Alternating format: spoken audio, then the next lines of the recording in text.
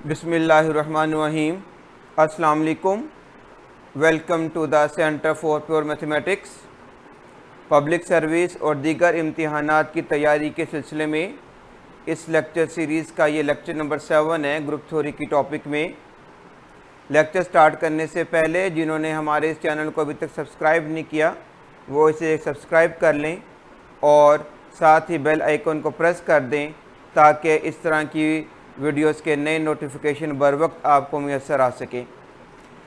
हमारी गुफ्तगू चल रही थी साइक्लिक ग्रुप्स के हवाले से और आज हमने इनके एग्जांपल्स के मुतल्लिक कुछ बात करनी है। पहले हम फाइनाइट साइक्लिक ग्रुप्स के हवाले से बात करते हैं और इसके लिए जो एग्जांपल 1 चूज़ की गई है इसमें हमने nth रूट ऑफ यूनिटी जो क्लास 3 थी हमारी फाइनाइट ग्रुप्स की, उसमें से हमने बात को शुरू किया है कि हमने C2 लिया, यानी कि n बराबर 2 पुट करने से हमें पता है कि C2 किसके बराबर आया था 1 और -1 के। अब आप गौर करें मेथड क्या होता है कि आपने आइडेंटिटी एलिमेंट को नहीं लेना, आइडेंटिटी एलिमेंट के अलावा एक ऐसा एलिमेंट आपने तलाश करना है जिससे पूरे ग्रुप के तमाम एलिमेंट्स हमारे पास जनरेट हो जाएं। अब चूँकि यहाँ पे एलिमेंट्स ही हमारे पास दो हैं 1 और -1, तो लिहाजा हमने -1 उठा लिया। तो देखिएगा -1 की पावर 1 करेंगे तो आंसर क्या आ जाएगा -1 और -1 का स्क्वायर करेंगे तो आंसर हमारे पास क्या आ जाएगा 1। क्या पता चला कि -1 की जब हमने पावर्स ली तो हमारे पास C2 के दोनों एलिमेंट्स 1 और -1 हासिल हो गए। इसका मतलब क्या हुआ कि C2 हमारे पास क्या हो गया, साइक्लिक ग्रुप हो गया। और किस फिक्स एलिमेंट की मदद से ये हमें मिला है, -1 की मदद से मिला है, तो लिहाजा फिर वो fix element according to definition क्या बन जाएगा, हमारे पास इसका जनरेटर बन जाएगा। यही बात हम आगे लिख रहे हैं कि C2 is a cyclic group generated by -1। ठीक है, रिमार्क में देखिएगा नोटेशन के साथ कैसे लिखेंगे, ये जनरेटिंग का सिंबल डाला है हमने और इसके अंदर हमने क्या लिखा है, -1 लिखा है। इसका मतलब क्या है, -1 is a generator off C2, -1 is a generator off C2। ठीक है, इसका मतलब यहाँ से ये भी आप समझ लें कि इस साइक्लिक ग्रुप को कौन जनरेट कर रहा है, -1 जनरेट कर रहा है। -1 को जनरेटर हम क्यों बोल रहे हैं कि -1 को C2 को जनरेट करने के लिए किसी और एलिमेंट्स के ताउन की ज़रूरत पेश नहीं आ रही, तो लिहाजा -1 इसके लिए क्या बन जाएगा, जनरेटर बन जाएगा और C2 हमारे पास क्या बन जाएगा, इसका साइक्लिक ग्रुप बन जाएगा। नेक्स्ट एग्जांपल देखिएगा, हमने इसी क्लास के अंदर n बराबर 4 के लिए काम किया तो हमारे पास आता है C4 यानी कि 4th रूट ऑफ यूनिटी। तो हमारे पास एलिमेंट्स क्या आते हैं 1 -1 आयोटा माइनस आयोटा और आयोटा स्क्वायर किसके बराबर होता है, -1 के बराबर होता है। अगर आप अब यहाँ पे गौर करें तो मैंने i को उठाया है तो आप देख सकते हैं कि आयोटा की ताकत 1, आयोटा स्क्वायर से, आयोटा क्यूब से और आयोटा 4 से, चारों कीमतें लेने से, चारों पावर्स लेने से मेरे पास C4 सारे का सारा जनरेट हो जाता है। तो इसका मतलब क्या हुआ कि आयोटा जो सा हुआ C4 का क्या बन जाएगा, जनरेटर बन जाएगा और C4 मेरे पास क्या बन जाएगा, साइक्लिक ग्रुप बन जाएगा ऑर्डर 4 का। साइक्लिक ग्रुप किसका बन जाएगा, ऑर्डर 4 का। क्यों, क्योंकि आयोटा एक ऐसा फिक्स एलिमेंट मिल गया जिसकी पावर्स लेने से हमें C4 मुयस्सर आ गया। ये बात आगे लिखी गई है रिमार्क में कि iota is a generator off C4। अब जो निचली डिस्कशन है ये बड़ी इंपॉर्टेंट और कंफ्यूजिंग है।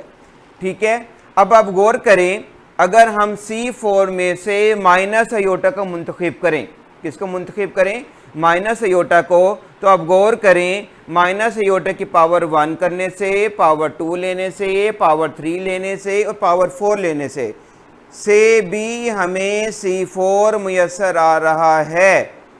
ठीक है, माइनस आयोटा की पावर्स लेने से भी हमें C4 जो सा है वो क्या मुयस्सर आ रहा है। इसका मतलब क्या हुआ, minus iota is also a generator off C4। तो माइनस आयोटा भी जो सा होगा C4 का क्या हो जाएगा, जनरेटर हो जाएगा। अब जरा सुनिएगा, कल हमने जब साइक्लिक ग्रुप की बात की थी तो हमने कहा था कि कोई एक फिक्स एलिमेंट हो जिससे पूरा ग्रुप जनरेट हो जाए। तो यहाँ पर देखिएगा आयोटा से भी वही काम हो रहा है, माइनस आयोटा से भी वही काम हो रहा है, तो फिक्स वाली बात कहाँ गई, ये कन्फ्यूज़न हमने दूर करनी है। कल भी मैंने ये बात बताई थी कि जब भी साइक्लिक ग्रुप की गुफ्तगू होगी तो याद रख लें कि एक एलिमेंट से ही पूरा ग्रुप हासिल होना लाजमी है। हाँ, अलबत्ता ये काबिलियत साइक्लिक ग्रुप्स में एक से ज़्यादा एलिमेंट में मौजूद होती है। क्या मतलब है कि अगर आप एक एलिमेंट को चूज़ करते हैं और उस एलिमेंट से सारे के सारे ग्रुप के एलिमेंट्स आपको मुयस्सर आ जाएं तो ग्रुप का दर्जा चला जाएगा किसके अंदर? साइक्लिक ग्रुप में। अलबत्ता ये काबिलियत एक से ज़्यादा एलिमेंट्स में भी मौजूद होती है। क्या मतलब है कि जैसे C4 में जनरेट करने की काबिलियत दो एलिमेंट्स में है, अयोटा के अंदर भी है और माइनस अयोटा के अंदर भी है। लेकिन जो बात काबिल गौर है वो क्या है कि जब अयोटा से काम करना शुरू किया तो अयोटा को C4 के सारे एलिमेंट्स हासिल करने के लिए किसी और एलिमेंट की ज़रूरत पेश नहीं आई। ऐसे ही जब अगर आप माइनस आई से जनरेट करते हैं तो माइनस आई से भी C4 के तमाम एलिमेंट्स आपको मुयस्सर आ जाएंगे। माइनस क्या मतलब है कि माइनस आई को भी ग्रुप जनरेट करने के लिए किसी और एलिमेंट के ताउन की ज़रूरत पेश नहीं आई। यही वजह है कि लिटरेचर में जब आप पढ़ते हैं कि जनाब C4 के दो जनरेटर्स हैं तो इसका क्या मतलब है कि I और माइनस आई C4 के जनरेटर्स हैं। क्या मतलब है इसका कि I में भी पूरी काबिलियत मौजूद है C4 को जनरेट करने की और माइनस आई के अंदर भी पूरी काबिलियत मौजूद है C4 को जनरेट करने की। यहाँ से ये मतलब कतई नहीं ले लेना कि I और माइनस आई की मुश्तरका कोशिश से C4 जनरेट हो रहा है, क्योंकि अगर जब भी दो एलिमेंट्स की मुश्तरका कोशिश से कोई ग्रुप जनरेट होता है तो इसे हम नॉन साइक्लिक ग्रुप बोलते हैं। जबकि C4 के मुतालिक हम क्लेम कर रहे हैं कि साइक्लिक है। क्यों? क्योंकि I को जब मैंने उठाया तो I की पावर लेने से हमें पूरे का पूरा C4 हासिल हो गया। जब मैंने यही काम माइनस आई से किया तो भी यही मालूम हुआ। इसका मतलब क्या हुआ कि C4 एक साइक्लिक ग्रुप है। इसको कौन कौन जनरेट कर सकता है? I भी जनरेट कर सकता है और माइनस आई भी जनरेट कर सकता है। क्या मतलब हुआ कि I इनफरादी तौर पे इस काबिलियत का हामिल है कि पूरे ग्रुप के एलिमेंट्स को हासिल कर ले, माइनस आई भी इस काबिल है इनफरादी तौर पे कि पूरे के पूरे ग्रुप के एलिमेंट्स को क्या कर ले? हासिल कर ले। तो लिहाजा हम फिर क्या कहेंगे कि C4 जोन सा है साइक्लिक ग्रुप है जनरेटेड बाय अयोटा। ठीक है, अगर आप अयोटा से जनरेट कर रहे हैं। ठीक है, अगर आप माइनस अयोटा से जनरेट कर रहे हैं तो फिर आप ये बोलेंगे C4 is a cyclic group generated by minus iota. ठीक है, अब इस सारी बात को मैं एक मुख्तसर रिमार्क के अंदर समराइज करता हूँ। देखिएगा, रिमार्क में हम क्या लिख रहे हैं कि iota and minus iota are generators of C4। देखिएगा, साइक्लिक ग्रुप की सबसे बड़ी निशानी क्या है कि जनरेटिंग सिंबल में हमेशा अकेला जनरेटर लिखा जाएगा।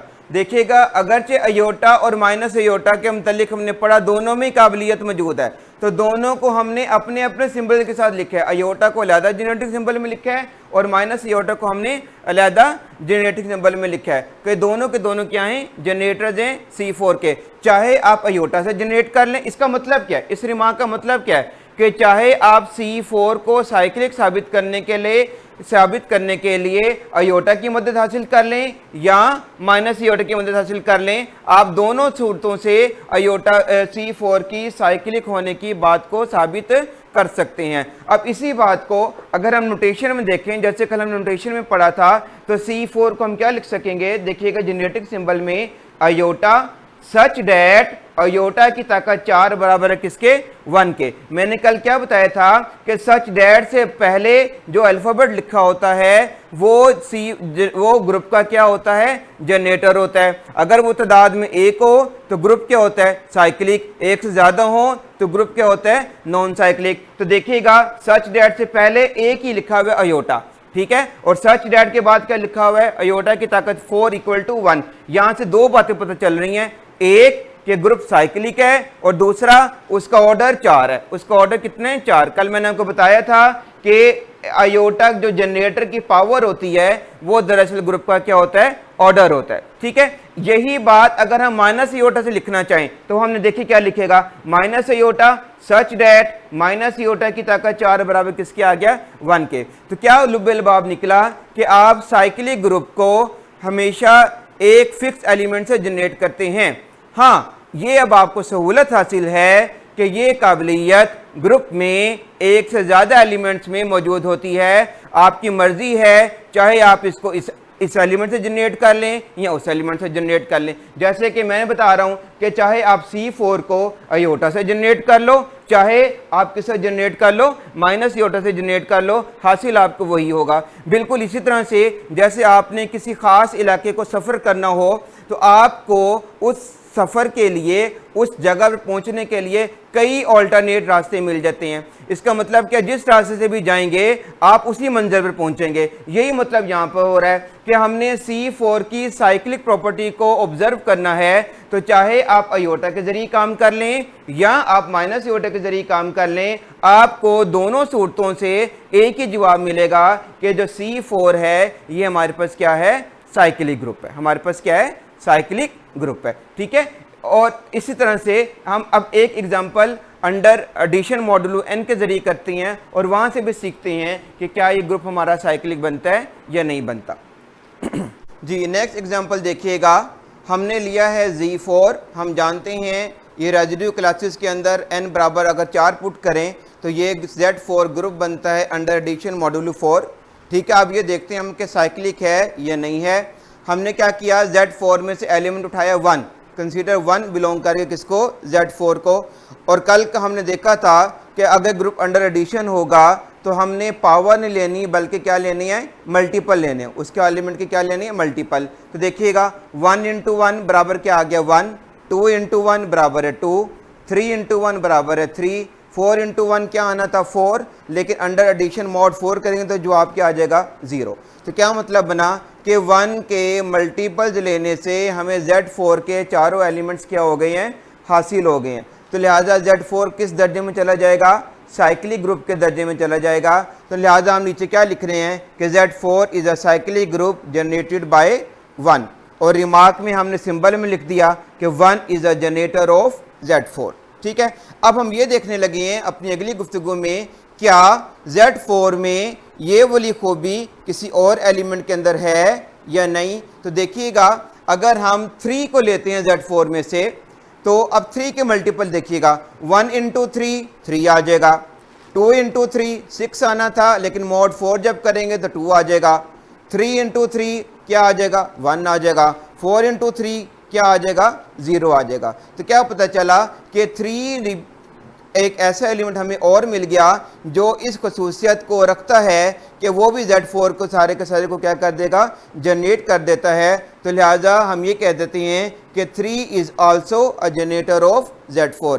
आप जो गौर करें इसका मतलब क्या हुआ, Z4 के जनरेटर्स कौन कौन से हो गए, 1 भी जनरेटर है Z4 का और 3 भी जनरेटर है Z4 का। यहाँ से ये मतलब कतई नहीं ले लेना कि 1 और 3 दोनों मिलकर Z4 को जनरेट कर रहे हैं। यही मैंने आपको आगे भी बताया है कि जब कोई ग्रुप एक से ज़्यादा एलिमेंट्स की मुश्तरका कोशिश से हासिल होगा तो वो ग्रुप नॉन साइक्लिक हो जाता है, लेकिन जब कोई ग्रुप एक एलिमेंट की इनफरादी कोशिश से मिल जाए तो ग्रुप क्या हो जाता है, साइक्लिक। अलबत्ता ये वाली खूबी एक से ज़्यादा एलिमेंट्स के अंदर भी मौजूद होती है। जैसे आपने पिछले ग्रुप में देखा आयोटा और माइनस आयोटा में खूबी मौजूद थी, यहाँ पर आप देखें तो ये खूबी किस किस एलिमेंट में मौजूद है, 1 के अंदर भी मौजूद है और 3 के अंदर भी मौजूद है, 1 के अंदर भी मौजूद है और 3 के अंदर भी क्या है, मौजूद है। जी, तो देखिएगा हम क्या कह रहे हैं रिमार्क में कि 1 and 3 both are generators of Z4। वही बात जो मैंने आगे बताई है कि 1 अपने इनफरादी तौर पे Z4 को जनरेट करता है और यही काम आप 3 से भी कर सकते हैं। नोटेशन में देखिएगा अगर आप 1 से जनरेट करना चाहते हैं तो कैसे लिखेंगे, Z4 बराबर है जनरेटिंग का symbol 1 such that 4 into 1 equal to 0। और अगर आप 3 से लिखेंगे, 3 से अगर जनरेट करना चाह रहे हैं तो क्या लिखेंगे आप, 3 such that 4 into 3 equal to 0। यहाँ जैसे मैंने आपको कल बताया था कि डेफिनेशन में जो n आ रहा होता है चाहे वो पावर में हो चाहे वो मल्टीपल में हो, दोनों सूरतों में वो हमारे पास जेड एन के अंदर या सी एन के अंदर किसका रोल किरदार अदा कर रहा होता है, जनरेटर के ग्रुप के ऑर्डर को मेंशन कर रहा होता है। तो चूंकि ग्रुप में 4 एलिमेंट हैं तो आप देखिएगा 4 × 1 लिखा हुआ है, यहाँ 4 × 3 लिखा हुआ है। इसका मतलब क्या है कि 4 जो सा वो इसका क्या है, ऑर्डर है किसका, Z4 का।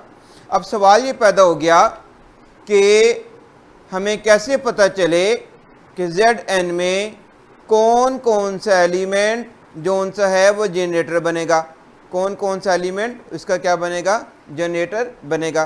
ठीक है, तो इसके मतलब कुछ 2-3 बातें हैं, वो हम एक रिमार्क्स के अंदर हम उनको एक लिस्ट कर लेते हैं ताकि वो हमारे लिए काफ़ी ज़रूरत पड़ने पर इस्तेमाल कर सकें हम उनको। ठीक है जी, ये रिमार्क ज़रा इसको ज़रा देखिएगा, हम क्या कह रहे हैं।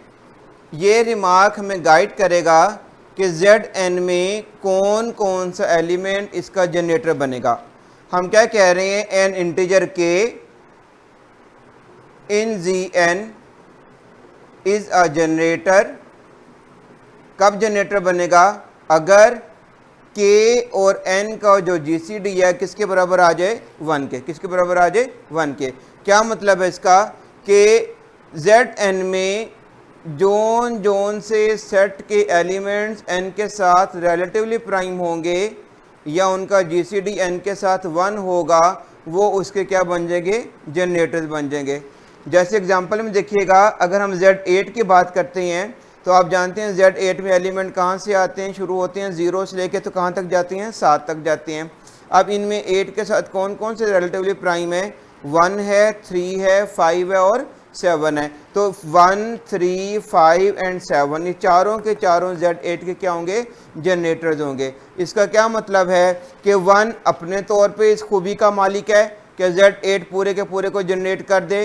3 में अपनी तौर पे काबिलियत मौजूद है। क्या मतलब हुआ, चाहे आप 1 से जनरेट कर लो, चाहे आप 3 से ले लो, चाहे आप 5 से ले लो, चाहे आप किससे ले लो, 7 से ले लो, चारों सूरतों में आपको एक ही जवाब आएगा और वो क्या आएगा, Z8। यहाँ से ये मतलब हमने बिल्कुल नहीं निकाल लेना, यहाँ से ये मतलब हमने बिल्कुल नहीं निकाल लेना कि हमारे पास जोन सा है Z8 1, 3, 5 और 7 से मिलकर क्या हो रहा है, जनरेट हो रहा है। ठीक है, फिर देख लें कि इस रिमार्क में हम क्या बात कर रहे हैं कि Zn में कौन कौन सा एलिमेंट उसका जनरेटर बनेगा, जिसका n के साथ GCD क्या आ जाए, 1 आ जाए। जैसे Z8 में हमने बात की, Z8 में आप जानते हैं 1, 3, 5 और 7 ये चारों के चारों क्या हैं, GCD इनका 8 के साथ क्या है, रिलेटिवली प्राइम है, यानी कि इनका GCD 1 आ रहा है। तो लिहाजा ये चारों के चारों Z8 के क्या हैं,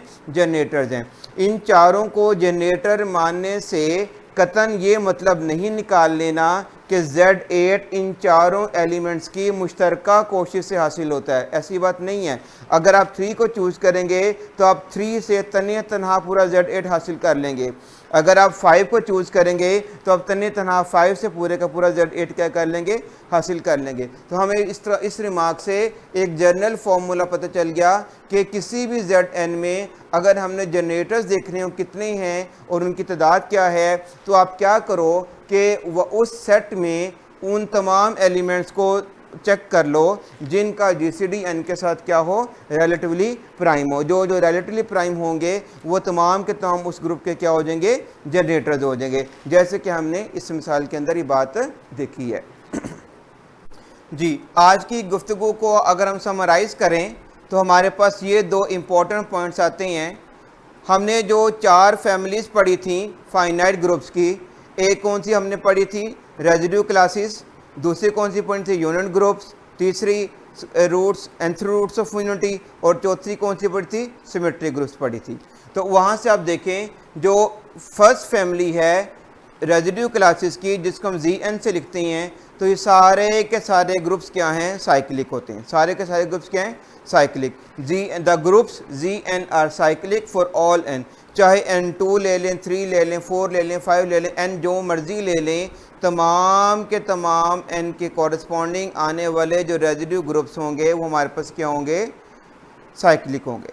और दूसरे रिमार्क में हम क्या बात कर रहे हैं कि the group Cn are cyclic कि आप nth रूट ऑफ यूनिटी में कोई सा भी आप n रख लें, ठीक है, आप n2 रख लें, 3 रख लें, 4 रख लें, कोई सा भी n रख लें, तो ये सारे के सारे ग्रुप्स हमारे पास क्या होंगे, साइक्लिक होंगे। सारे के सारे ग्रुप्स क्या होंगे, साइक्लिक होंगे। अब यहाँ पर जो दूसरी बात हम समझ लें इनके ऑर्डर्स की, हम जानते हैं Zn का ऑर्डर कितना होता है, n होता है, तो लिहाजा नंबर 1 से क्या हमें पता चलेगा कि Zn is a finite cyclic group of order n। Zn is a finite cyclic group of order n।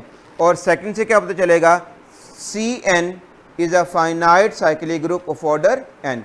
Cn भी जोन सा है, ये हमारे पास क्या है, फाइनाइट साइक्लिक ग्रुप है, किस ऑर्डर का, n ऑर्डर का, ठीक है। और अब जो कुल मिलाकर बात पता चली है, हमें क्या पता चली है कि जो 4 क्लासेस हमने पढ़ी हैं उनमें से इन 2 क्लासेस के अंदर जो Zn की क्लास है, यानी कि Zn की जो फैमिली है, और जो Cn की जो फैमिली है, ये तमाम के तमाम ग्रुप्स हमारे पास क्या हैं, साइक्लिक है, ठीक है। इंशाल्लाह कल के लेक्चर में हम जोन सा है डिस्कशन करेंगे फाइनाइट नॉन साइक्लिक ग्रुप्स की, फाइनाइट नॉन साइक्लिक ग्रुप्स की, और फिर ज़रा कंपैरिजन करेंगे कि क्या हमें वाक़तन साइक्लिक और नॉन साइक्लिक की पहचान करना आ गई है या नहीं आई।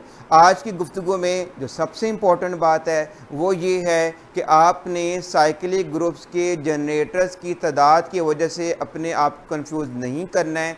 जब किसी ग्रुप को आप साइक्लिक ग्रुप कह देते हैं, इसका मतलब ये है कि इस ग्रुप को सिर्फ एक एलिमेंट जनरेट करता है।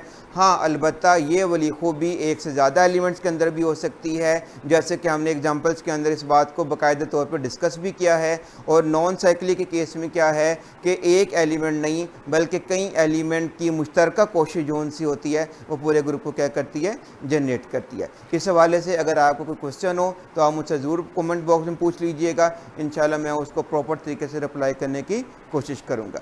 Thank you.